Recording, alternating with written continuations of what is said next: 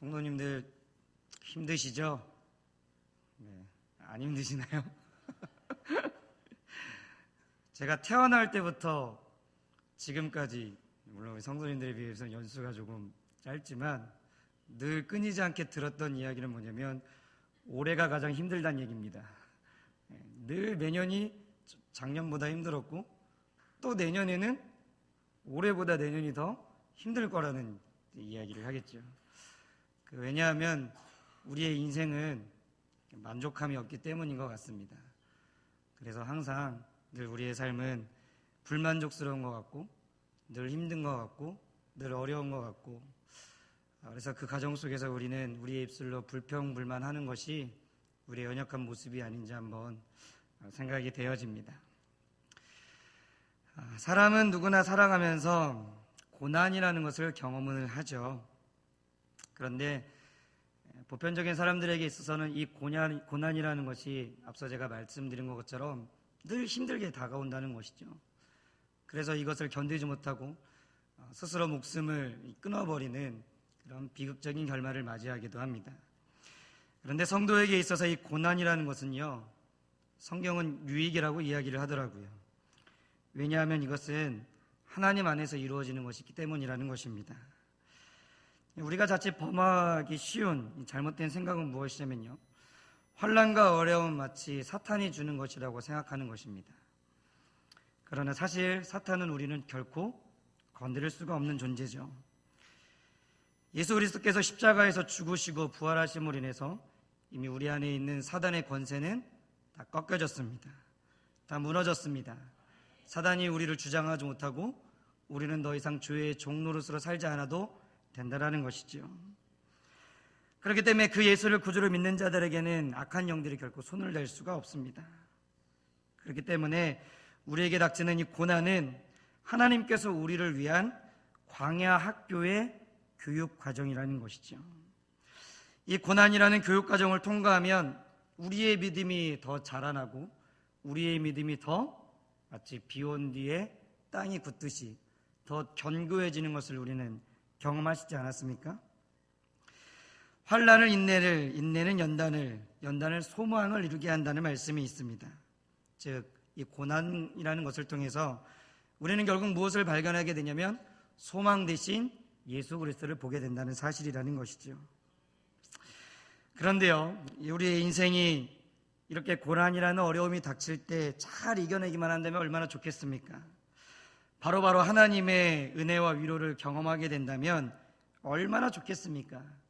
그런데 실상 그러지 못할 때가 너무나 많이 있다는 것입니다. 바로 욕과 같이 나에게 닥치는 고난이 무슨 이유인지 모를 때가 있습니다.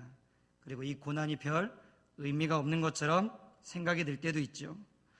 이 고난이 복음을 위한 것도 아니고 나를 단련해서 정금과 같이 만든다는 그 고백과 같은 상황으로 느껴질 때가 그렇지 않다는 것이 너무 많다는 것이죠.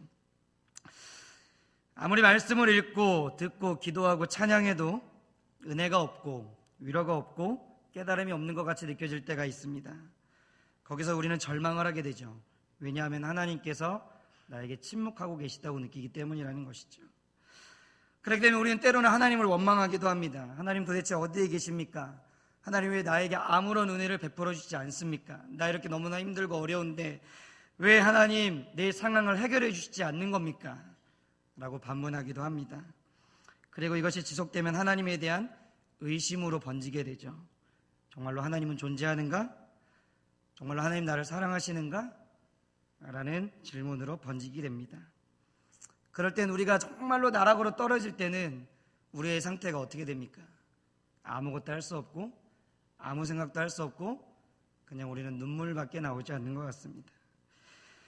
오늘 우리가 함께 읽은 본문에 나오는 마리아에게서 바로 이러한 마음을 좀 엿볼 수가 있을 것 같습니다. 오늘 본문의 말씀은요, 우리가 잘 알다시피 예수님께서 나사로를 살리시는 내용이죠. 그런데 여기서 등장인물이 누가 등장하냐면 마리아라는 여인이 등장을 하는데요, 이 마리아의 심정이 바로 앞서 이야기한 이 우리의 상태와 비슷할 것이라는 것입니다. 마리아는 예수님께서 자신이 있는 그곳까지 오시기까지 참 여러 가지 많은 생각을 했을 것 같습니다. 자기들 삼남매가 누굽니까? 누구보다도 열심히 예수님을 섬겼던 자들이죠. 누구보다 예수님을 따랐던 자들이고 누구보다도 더 예수님을 사랑했다고 자부할 만큼 그런 사람들이 바로 나사로와 마르다와 마리아였다는 것이죠. 그런데 누구보다도 열심히 예수님을 섬겼는데 왜 우리에게 이 오라비 나사로의 이 죽음이라는 고난을 우리에게 주셨단 말입니까? 예수님께서는 다른 사람들의 병을 다 고쳐주셨는데 왜 나의 오라비의 병은 고쳐주시지 않으십니까? 주님 우리를 사랑한 것이 아닙니까? 그동안 예수님께서 우리를 사랑하셨다고 생각하면서 헌신해왔던 그 모든 것들이 나만의 착각이었습니까? 도대체 오라비 나사로의 죽음이 무슨 의미가 있길래, 하나님의 복음 전파와 그의 죽음이 무슨 상관이 있길래 우리에게 이러한 큰 고통을 주십니까? 그런데 아무리 생각을 해봐도 답이 나오지 않습니다. 그러다가 지쳤을 것이라고 우리는 성경을 통해서 알 수가 있죠. 그런데 바로 그때 누가 오십니까? 예수님께서 오셨습니다. 그러자 마리아는 예수님 있는 곳까지 뛰어가서 원망 섞인 말 한마디 해놓고는 더 이상 말을 잇지 못하고 그냥 울기만 합니다. 그러자 함께 온 유대인들도 마리아와 함께 눈물을 흘립니다. 그리고 예수님께서도 마리아와 그들의 눈물을 보시고 함께 울기 시작합니다. 그런데 한 가지 이상한 점이 있습니다. 그것은 무엇이냐면 바로 예수님께서도 눈물을 흘리셨다는 것이죠. 다른 사람들의 눈물과 예수님의 눈물은 좀 다릅니다. 다른 사람들은 나사로가 죽었으니까 이제 다 끝났다, 그 가정 가운데 큰 고통이 임했구나, 긍휼의 마음과 슬픔의 마음으로써 눈물이 흐르는 것이죠. 그런데 예수님께서는 처음부터 나사로가 부활할 것을 알고 계시지 않았습니까? 그래서 우리가 함께 읽은 요한복음 11장 앞에 보니까요, 4절에 보니까 이렇게 기록합니다. 예수께서 들으시고, 즉 나사로가 병들었다는 소식을 들으시고 가라사대 이 병은 죽을 병이 아니라 하나님의 영광을 위하며 하나님의 아들로 이를 인하여 영광을 얻게 하려 함이라 하시더라 라고 성경은 우리에게 이야기를 합니다. 그리고 또 예수님께서는 잠시 후에 나사로를 살리실 생각이셨죠. 그리고 또 예수님에게는 그러할 능력이 충분히 있으십니다. 그런데 왜 우십니까? 이제 조금 후면 나사로가 다시 살아날 거라고 예수님은 알고 계시는데 왜 우십니까? 다른 모든 사람들은 다 울고 있어도 예수님만큼은 빙그레 웃으시면서 마리아, 야 괜찮다, 이제 조금만 참아봐라, 내가 너에게 좋은 일이 있을 거야 라고 하시면서 등을 두드리시면서 그를 웃으시면서 격려해 주는 것이 어떻게 보면 예수님께서 하실 모습이 아니겠습니까? 그런데요, 주님께서 흘리신 그 눈물이요, 바로 우리를 향한 하나님의 마음이라는 것이죠. 주님의 이 눈물은요, 어떠한 머리의 계산적인 것에 나온 것이 아니라는 것입니다. 그냥 예수님께서 사랑하시는 그 마리아가 슬픔에 겨워 우니까 주님께서 자동적으로 그냥 눈물을 흘리셨던 것이죠. 아무리 모든 것을 다 하셨고 아무리 주님께서 나사로를 살리실 것이었지만 사랑하는 자의 눈물을 보니까, 사랑하는 자의 고통과 슬픔을 보니까 주님께서 똑같이 눈물을 주체할 수가 없었다는 것입니다. 성경은 이것을 가리켜서 뭐라고 이야기하냐면요, 히브리서 4장 15절에 보니까요, 한글 개역 성경이요, 지금 우리가 개역 개정을 보고 있는데요, 한글 개역 성경은 뭐라고 이야기하냐면 체휼하시는 분이라고 기록합니다. 히브리서 4장 15절에 주님께서는 체휼하시는 분이라고 기록을 합니다. 이 체휼하다는 뜻은요, 슬픔과 기쁨을 같이 하다, 공감하다라는 뜻입니다. 즉 주님께서는요, 단순히 그냥 뭔가 나사로를 살리면 된다, 괜찮다, 나사로가 곧 살아날 거야 라고서는 그냥 이야기 끝난 것이 아니라 그분은 우리의 감정을 공유하시고, 그분은 우리의 연약함을 공유하시고, 그분은 우리의 연약한 인성을 공감하시는 분이시기 때문에 그 마리아가 느끼는 그 슬픔을 주님도 느끼셨다는 것이죠. 사랑하는 성도 여러분들, 어려울 때 우리를 돕는 자들이 참 많이 있죠. 몸이 아프면 누가 우리를 돕습니까? 의사가 돕죠. 법적인 문제에 휘말리면 누가 우리를 돕습니까? 변호사들이 돕겠죠. 그런데 예수님과 그들과의 차이점이 뭔지 아십니까? 변호사나 의사는 우리가 울어도 우리와 함께 눈물을 흘리지 않습니다. 그들은 그냥 그 병을 해결하기를 원하고 그 문제를 해결해 주는 것에 초점을 맞추고 있죠. 하지만 예수님은 다르다는 것입니다. 주님은 우신다는 것이죠. 내가 아프면요, 주님도 아프시다는 것이고, 내가 서러우면 우리 주님도 서럽다는 거고요, 내가 외로우면 주님도 외롭다는 것입니다. 왜냐하면 우리 주님은 우리와 모든 것을 공감하시는, 체휼하시는 분이시기 때문이라는 것입니다. 그렇기 때문에 하나님과의 우리의 관계에 있어서, 하나님과의 우리의 사귐에 있어서 너무 이론적으로만 생각하시지 마시기 바랍니다. 하나님은요, 우리가 생각하는 것보다 훨씬 더 감정적인 분이시라는 것이죠. 사실 하나님을 감정적으로 표현하는 것 자체가 조금 적당치 못하죠. 왜냐하면요, 감정을 창조하신 분이 누구십니까? 하나님이시라는 것입니다. 하나님은 이 세상에 존재하는 그 어떤 문제도 더 세심하시고 더 감정적인 분이시라는 것이죠. 우리가 성경을 통해서도 볼 수 있지 않습니까? 하나님께서 이스라엘 백성이 하나님이 범죄했을 때 하나님 어떻게 하십니까? 분노하시지 않습니까? 그리고 하나님을 향한 그 마음이 온전하지 못하면 다른 우상으로 마음을 돌리는 하나님 어떠십니까? 질투하시지 않습니까? 그리고 하나님 우리를 향한 그 사랑을 막 표출하지 않습니까? 내가 너희를 사랑한다, 죽기까지 사랑한다, 너희가 비록 나를 떠나고 버리고 외면할지라도 너희를 향한 나의 그 마음은 내가 변하지 않겠다. 그 마음이 어디서 나옵니까? 호세아서를 통해서 우리가 볼 수 있고, 그리고 또 아가서를 통해서도 그 뭔가 남자와 여자와 누릴 수 있는 그 너무나 친밀한 그 교제의 마음이 바로 누구의 마음이라고요? 하나님의 마음이라는 것이죠.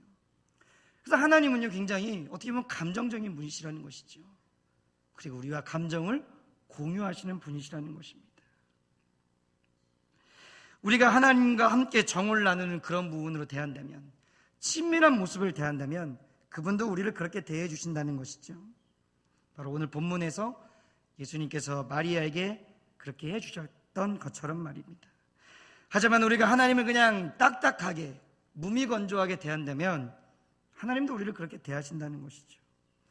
성경은 우리가 하나님을 어떻게 대하느냐에 따라서 하나님이 바로 우리를 어떻게 대하는지를 잘 이야기하고 있는 구절이 있습니다. 사무엘하 22장 26절과 27절인데요. 자비한 자에게는 주의 자비하심을 나타내시며 완전한 자에게는 주의 완전하심을 보이시며 깨끗한 자에게는 주의 깨끗하심을 보이시며 사특한 자에게는 주의 거스르심을 보이시리이다. 무슨 말입니까? 우리가 하나님을 대하는 방식에 따라 하나님께서 우리를 대하시는 방식이 달라진다는 것입니다. 그 좋은 예가 바로 오늘 본문의 마르다와 마리아입니다. 저는 마리아보다 마르다가 더 나쁘다, 마리아가 더 옳다, 마르다가 더 옳지 않다, 이런 얘기를 지금 하려는 것이 아닙니다. 그런데 우리의 신앙에 있어서 이런 모습도 있고 저런 모습도 있고, 하나님과의 관계에 있어서 이런 모습도 있고 저런 모습도 있다고 지금 이야기를 드리는 겁니다. 마르다와 마리아는요, 처음에 예수님을 만나고 나서는 동일한 말을 합니다. 그런데요, 그 마리아와 마르다에 대한 예수님의 반응이 달라진다는 것이죠. 이 마르다도 요한복음 11장 21절은 이렇게 이야기합니다. 주께서 여기 계셨더라면 내 오라비가 죽지 아니하였겠나이다 라고 이야기합니다. 마리아도요, 32절에서 이렇게 이야기합니다. 주께서 여기 계셨더라면 내 오라비가 죽지 아니하였겠나이다. 똑같이 이야기합니다. 글자 한자도 지금 틀리지 않죠? 우리 한글 성경으로. 그런데 마르다는요, 이 말을 하고 난 후에 22절에서 이렇게 이야기를 하죠. 그러나 나는 이제라도 주께서 무엇이든지 하나님께 구하시는 것을 하나님이 주실 줄을 아나이다. 그러자 예수님께서 이렇게 이야기합니다. 마르다에게 부활에 대한 이론적인 설명을 해주시죠. 나는 부활이요 생명이니 나를 믿는 자는 죽어도 살겠고 무릇 살아서 나를 믿는 자는 영원히 죽지 아니하리니 이것을 내가 믿느냐라고 말씀하십니다. 너무나 유명한 말씀이죠. 굉장히 또한 중요한 말씀입니다. 그런데요, 이 말의 배경은 뭐냐면요, 마르다가 예수님을 향해서 먼저 주님께 그렇게 물어보았기 때문에 예수님께서 그렇게 대답을 하셨죠. 그런데요, 그거로 끝났다는 것이죠. 하지만 마리아는요, 주께서 여기 계셨더라면 내 오라비가 죽지 아니하였겠습니다 라고 하면서 그렇게 한마디 하고 어떻게 하냐면요, 그냥 울기 시작합니다. 그러자 예수님도 마르다에게 했던 것처럼 나는 부활이요 생명이라고 이야기하시는 것이 아니라 주님도 오늘 성경에 보니까요, 눈물을 흘리시더라고 성경은 우리에게 이야기를 하고 있다는 겁니다. 어떤 사람들은 예수님이 마르다보다 마리아를 더 사랑하셨기 때문에 마리아를 보고 우셨을 것이라고 이야기를 하는데요, 그거는 아닌 것 같습니다. 그러한 증거는 성경에 없죠. 그러나 성경은 오늘 우리에게 뭐라고 이야기하냐면 이렇게 설명을 합니다. 33절에 보니까요, 예수께서 그가 우는 것과 또 함께 온 유대인들이 우는 것을 보시고 심령의 비통이 여기시고 불쌍히 여기사.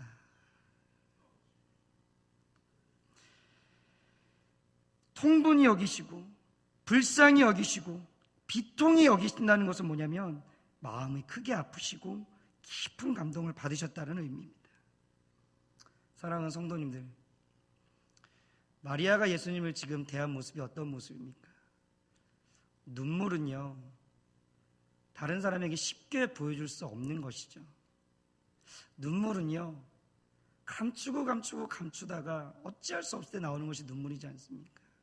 그리고 눈물은 또 언제 나옵니까? 정말로 내가 믿고 의지하는 그 사람에게 눈물을 보이지 않습니까? 성도님들, 마리아가 울었다는 게 무슨 의미입니까? 예수님을 친밀하게 되었다는 것입니다. 친밀하지 않고는 눈물을 보이지 않습니다. 친밀하지 않고는 그의 발 앞에 엎드려서 엉엉 울지 않는다는 것이죠. 사랑하는 성도들, 오늘 하나님께서 이 요한복음 이 본문을 통해서 우리에게 원하시는 것은 무엇이냐면 하나님을 그렇게 친밀하게 대하라는 것입니다. 주님을 좀 그렇게 가깝게 대하기를 원하신다는 것입니다. 여러분, 우리가요, 보통 기도할 때 어떻게 기도하십니까? 전지전능하시고 영화로우신 하나님, 무소부지하시고 모든 것을 다 하실 수 있는 하나님, 그러니까 내 돈 문제 좀 해결해 주세요. 그럴싸하게 하나님이 하실 수 있는 능력을 이야기를 해놓고 필요를 이야기를 하잖아요. 내 성도님들, 때로는요, 답답하면 그냥 우십시오. 제가 좋아하는 찬송 중에 어떤 찬양이 있냐면요, 오 주님 나를 붙드시면 하는 찬송이 있습니다. 근데 가사 중에 어떤 가사가 있냐면요, 가다가 지쳐 쓰러지면 주 이름 부르겠네, 이런 가사가 있습니다. 성도님 한번 생각해 보십시오. 가다가 걷다가 뛰다가 좀 지쳤습니다. 더 이상 걸어갈 수가 없어요. 뛸 수도 없어요. 다 지쳤어요. 쓰러졌어요. 성도님들, 우리의 입술로 어떤 고백이 나오겠습니까? 어떤 말이 나오겠습니까? 전지전능하시고 영화로우신 하나님, 이 얘기가 아니죠. 아버지, 나를 도와주십시오. 인생의 밑바닥으로 가면 갈수록 우리는 아무 말도 할 수가 없는 거죠. 가다가 지쳐 쓰러지면 눈물밖에 나오지 않는 거죠. 아버지, 주님. 그러자 그 뒤에 가사가 뭐냐면 주 이름 부르겠네, 여호와 나의 하나님 응답해 주시리라. 그 눈물을, 그 아픔을, 그 탄식을 비록 네가 말은 하지 않았지만 그 주님, 아버지, 그 눈물을 흘리는 그 눈물을 주님 들으시고, 내가 다 안다, 내가 다 아니까 걱정하지 말아라, 응답해 주겠다 라고 주님이 말씀하시는 겁니다. 주님의 눈물은요, 사람이 흘리는 눈물과는 다릅니다. 다른 사람들이 때로는 우리는 슬픔을 나누고 눈물을 흘릴 때가 있죠. 하지만 거기서 끝입니다. 물론 감정적으로 위로해 줄 수 있고 감정적으로 그것을 회복시켜 줄 수 있으면 거기서 끝나는 것이죠. 그런데 우리 주님의 눈물은요, 문제를 해결해 주실 수 있는 능력을 갖고 계십니다. 우리의 삶을 바꾸실 수 있는 능력을 갖고 계시다는 것입니다. 성경에서는요, 하나님과 우리의 관계에 있어 어떻게 표현하시면요, 우리를 양으로 표현하고 그리고 주님을 목자라고 표현합니다. 양의 특성 중에 하나는 뭐냐면요, 방어력이 전혀 없다라는 것이죠. 즉 자신의 혼자의 힘으로는 아무것도 할 수 없다라는 것입니다. 자신을 보호할 수도 없고 돌볼 수도 없고 아무것도 할 수 없다라는 것이죠. 그렇기 때문에 양에게 무엇이 필요한지 아십니까? 목자가 필요합니다. 양이 오로지 할 수 있는 것은 딱 한 가지 있는데 그것이 뭐냐면 우는 겁니다. 그래서 양이 막 울잖아요. 그러면 양의 그 울음을 듣고 목자는 와서 양을 살피게 되어 있다는 것이죠. 우리가 할 수 있는 것이 이거밖에 없다라는 거예요, 성도님들. 우리의 지식으로 뭘 할 수 있겠습니까? 우리의 재물로 무엇을 할 수 있겠습니까? 우리의 힘으로 무엇을 할 수 있겠습니까? 아무것도 할 수 없다라는 것입니다. 그렇기 때문에 오늘 양의 울음으로 나아가는 자들 가운데 목자 되신 주님이 그 양을 살펴보신다는 것입니다. 이것도 믿음입니다, 사랑하는 성도님들. 하나님 앞에서 우는 것이 하나님이 사랑이심을 알고 하나님이 긍휼이 많은 분이심을 알고 하나님이 우리의 목자 되신 분인 것을 알기 때문에 누리는 특권이라는 것이죠. 십자가가 있기 때문에 울 수 있습니다. 부활이 있기 때문에 울 수 있는 것이고 그분이 나와 함께 하시기 때문에 울 수 있다는 것입니다. 우리가 섬기는 하나님은 그런 하나님이시라는 것이죠.